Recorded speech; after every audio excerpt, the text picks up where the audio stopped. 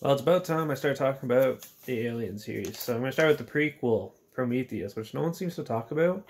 Um, from 20th Century Fox, released June 8th, 2012, starring Naomi Rapace, written by John Saints and Damien Lindelof, and produced and directed by Ridley Scott. I just recently talked about Ridley Scott with A Good Year. This is totally different, though. He's also directed the actual first film of the series, Alien. He also did Blade Runner. I think he did the 2049 as well.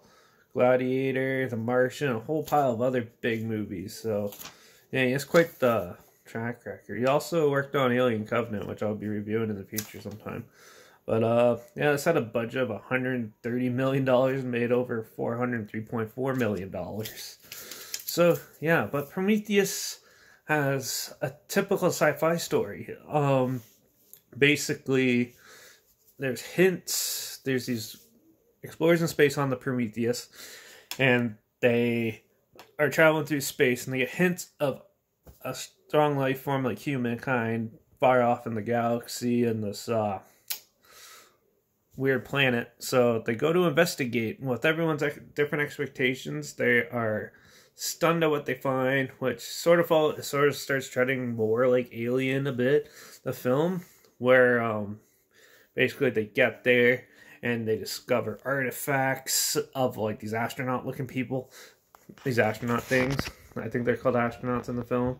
Anyways, they're like these big macho alien, looks like an alien human hybrid, but yeah, and basically they start snooping around, and then of course they just find other diseases, other organisms, and eventually they meet the whatever I just said, and they meet the astronauts or astronomers, whatever they're called, and the big macho people, and it turns out what they found is not actual civilization. They're developing massive weapons to take over the galaxy and annihilate the human race and stuff. So they have to get out of there, and it's all a big race against time to get out. Yeah, that's basically the story of the film. It's your basic premise, but a lot of people I know were disappointed in this because they're expecting xenomorphs and all this other stuff. Now, fun fact though, this film, as far as I'm aware, was written by and took a lot of inspiration from the Alien graphic novel series, which talks a lot about the precursors to Alien and stuff, which explains the origins of the aliens in this movie that you see, and they explain more of why they're there and stuff. Actually, you could probably just get like one Alien Omnibus 1 and 2, and it'll explain everything to you.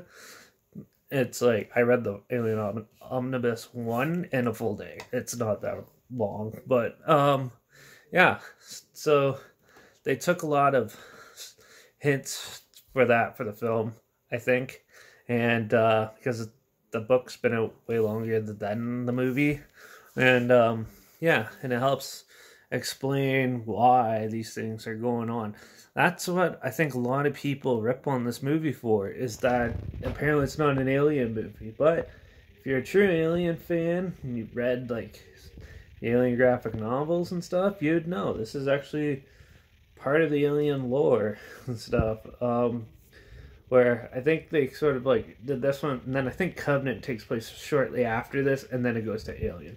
That's how I believe they constructed the timeline. I might be wrong, but that's how. It's been a while since I watched Covenant, so I couldn't really tell you fully, but definitely, it's definitely interesting topic to talk about. But now with that out of the way, what I like about this film is I love the special effects in this movie. It still stands well since 2012.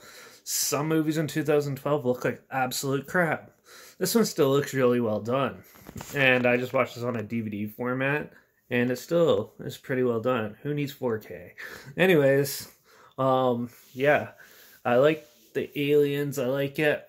the one main problem I have with this film, though, is so, like, when you watch, like, Alien or Aliens or even Alien 3, Alien Resurrection, or any other part of the series, most of them have, like, the crew members have somewhat of a connection, like the friends or almost like a family atmosphere. This one is 100% the same way as the majority of movies, and that's they basically take a whole pile of random people, shove them together that don't get along, that have no chemistry whatsoever, and it gives a dull feel to it for the first half. I definitely thought it was pretty slow.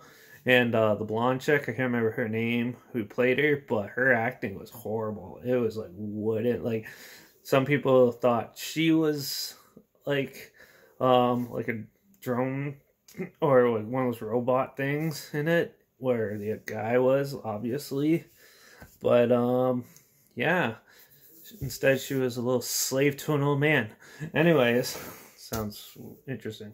Yeah, but that's the main problem I had with it. I don't really have also, like, it took a while to build up, but still, I actually enjoyed this movie a lot from what it is. Like, considering that I've read the books and stuff like that, I got it, I think, a lot more than most people. Like, majority of the mainstream audience probably didn't get it, and which is a little bit sad because it was actually a well-constructed film. And there's some pretty good actors in it too. Tyrese something or other plays in it, and yeah, he plays the guy who plays the pilot in the film is a really good actor. Always does a phenomenal job, and yeah, he's the one who celebrates Christmas right at the beginning. But yeah, definitely interesting. And there's some pretty dark moments, like when the girl is like basically having a C-section with an alien squid-looking thing coming out of her and stuff like that. That was pretty dark and grim and pretty enjoyable. So I think sci-fi fans, if you're a sci-fi fan, you'll love this. You'll like this movie, even if you're not disappointed that it doesn't really make sense to be part of an alien series. You look at it as just a sci-fi film, it's still a really decent film, I think, and a good little adventure flick to watch. So this being me, I'm going to give this one a 4.5 out of 5 because I super enjoy this movie. And I wouldn't even call this a guilty pleasure. It's just, I find it to be a good movie. So yeah, and I think more people should give it a second chance. So definitely seek it out. Even if you hated it the first time, check it out. Again, give it a second watch. Clean slate. And just try to enjoy it. It's pretty enjoyable for that. So yeah, also the channel's linked down below if you forgot what Prometheus was.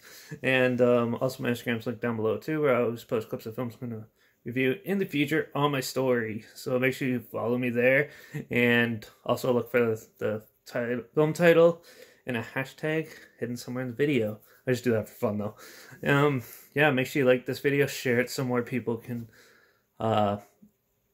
rewatch it and realize that it's an actual good movie, better than all the Star Wars crap that's out, so, or the Avengers junk. So yeah, spread the word, share this, like it. Also make sure you subscribe because you probably won't really ever know what I'm going to talk about next unless you follow me on Instagram. Yeah, so yeah, make sure you subscribe, comment down below if you've seen this film. Let me know what you thought. Did you love it as much as I did? Do you absolutely hate it? I'd love to hear about it, so make sure you comment down below. Also, if you have other films, any films at all that you want to hear my opinions on, comment those down below as well. I'll try my hardest to get to them as soon as I can. And speaking of films that people didn't like, well, I'm gonna go rewatch a movie that I walked out of on the theater. I thought it was absolute garbage, and got a couple of requests to hear about it, so I'm going to give it a second try. So everyone else, give Prometheus a second try while I give this next film a second try. And with that, I'll see you in the next review. We'll see how many times I had to watch it to get through it. So see you in the next review.